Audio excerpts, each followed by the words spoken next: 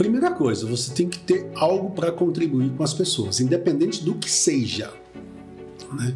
E hoje, com a internet, ficou mais fácil ainda você atingir os públicos. Porque vai mudando, né? Quando eu comecei, entre aspas, era uma exigência você ser formado. Por exemplo, eu tenho semana acadêmica amanhã em Caldas Novas, semana que vem em Rubiataba, depois eu tenho Londrina, Curitiba, no Paraná. Então, só contratava porque era formado. Então, o cara tinha que ser formado. Hoje não. Hoje você tem que ter um resultado em qualquer coisa. Você é bom em quê? Eu sou bom nisso, então você vai dar uma palestra sobre isso. Entendi. E aí, o que você precisa saber? Criar uma metodologia daquilo que você faz. Vamos dar um exemplo. Vocês têm um podcast, Comendo a Marmita. Sim. Comendo a Marmita estourou, vocês vão virar palestrante. Precisam ser convidados, por exemplo, uma faculdade de comunicação para explicar como começou um podcast numa cidadezinha do interior e vocês estouraram no Brasil. Isso é um case. Certo. Porque o que prende o público são duas coisas. Story, por isso que tem o storytelling, que hoje está sendo muito divulgado da estratégia do storytelling.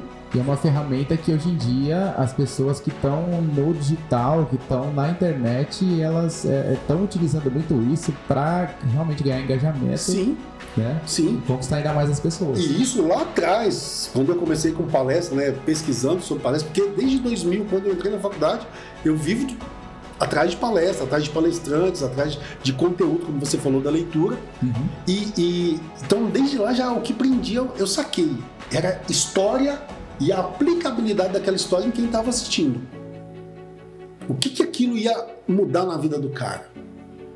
Aí muitos palestrantes gostavam de contar piada, daquela coisa. Eu nunca fui desse tipo, sabe?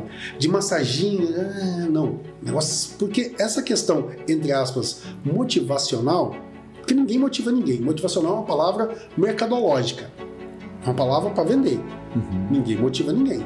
Você dá direcionamento e a pessoa toma a decisão se ela quer ou não. Por isso que ninguém motiva ninguém. A famosa senha, né? A senha, cara. Se o cara souber, dependendo de como é o cofre dele, se é de digitar, se é na retina, né? Se é na retina do olho e tal. Então, eu dou a senha, o cara pega a senha e utiliza no cofre dele, vamos dizer assim, para fazer uma analogia. Mas tem muito. Lá atrás ainda tinha muito esse negócio de fazer massagem, de fazer a galera chorar, conta uma história, o cara sofreu, se ferrou, não sei o que e tal. É lógico que na jornada que a gente chama de jornada do herói, dentro do storytelling, tem isso, né? Porque todo filme, cara, como a gente tava falando de filme, de ação, o cara vai apanhar pra caramba primeiro, pra depois ele vencer. Eu era pequeno, cara, assistia os filmes do Van Damme com meu pai. E eu falava, pai, mas... Aí ele apanhava, né? Aí na cena final ele dava uma rodada de pé assim, pá, quebrava a cara do cara, o cara caía lá. Eu falava, pai, por que o cara não fez isso, né? Aí meu pai falava, né? Meu pai de comunicação, né? Do rádio, você tem que segurar a galera o máximo possível, Rogério. E eu fui pegando tudo isso, colocando no bolso e levei pra cima do palco. Então todas essas senhas que eu pegava. E hoje, o palestrante, ele tem que saber isso. Respondendo a sua pergunta diretamente. Ele tem que saber. Ele tem que ter um case. Esse case ele tem que ser contado em forma de storytelling. E nesse storytelling, as pessoas que estão ouvindo têm que ver a aplicabilidade dessa storytelling, na vida deles. Isso. Ponto. Básico. O resto é encher linguiça.